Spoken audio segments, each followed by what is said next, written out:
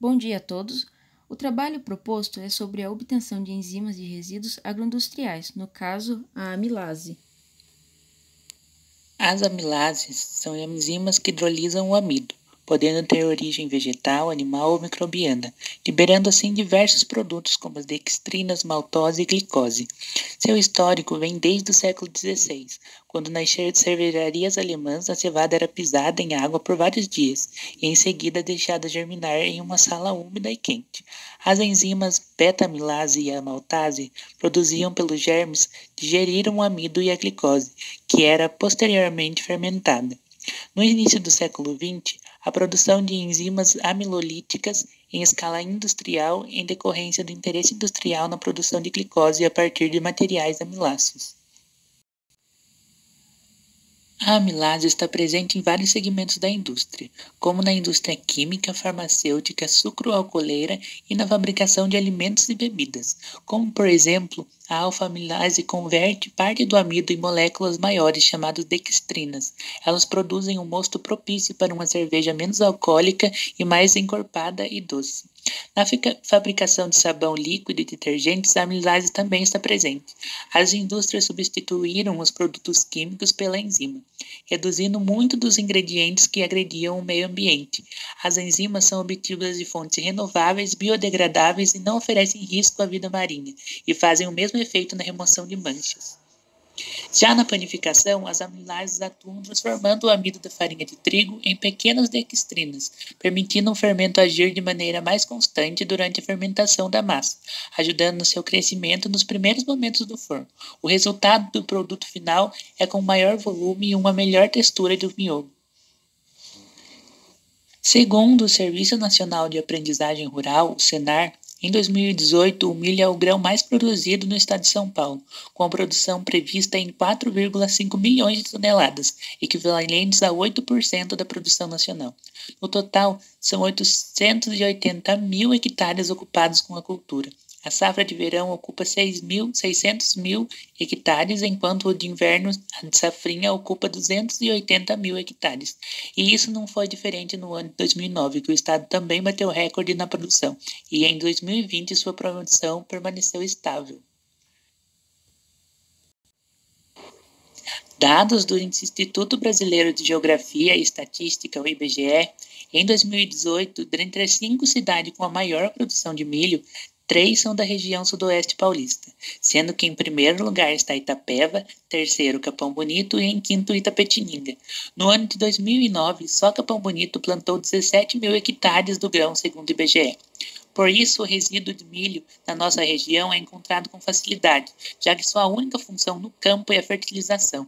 Então, um ótimo resíduo para aproveitamento e a extração da enzima amilase. Com o presente trabalho, avaliaram-se as condições do cultivo em estado sólido do fungo Penicillium para a produção de amilase, e nela se notou a maior extração e então a disponibilidade da amilase no sabugo de milho, que conseguiu-se 2,74 unidades por grama da matéria seca. Já na palha do milho teve um menor rendimento, de 1,12 unidades por grama. A ação dessa enzima depende de um pH ótimo, que é de aproximadamente 7, e uma temperatura ótima de 37 graus. Entre 35 e 40, ela ainda atua. Abaixo de 35, ela se torna inativa e acima de 40 sofre a desnaturação. A atividade diminui rapidamente acima de 50 graus Celsius na presença de um excesso de íons, causando a desativação. Pode ser diminuída. A faixa ótima de temperatura é de 55 a 70 graus Celsius. Varia dependendo da fonte. A atividade aumenta de 0 a 40 graus Celsius. Amilases bacterianas apresentam maior estabilidade à frente às temperaturas superiores a 40 graus Celsius, com atividade ótima ao redor de 70. Fluxograma de extração, composto por substrato, inoculação, esterilização e produção de amilase.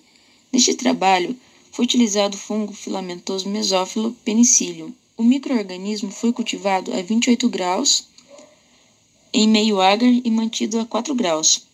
O inóculo foi cultivado em frascos de Erlenmeyer de 250 ml, contendo 40 ml do meio agar, mantido por 48 horas a 28 graus Celsius.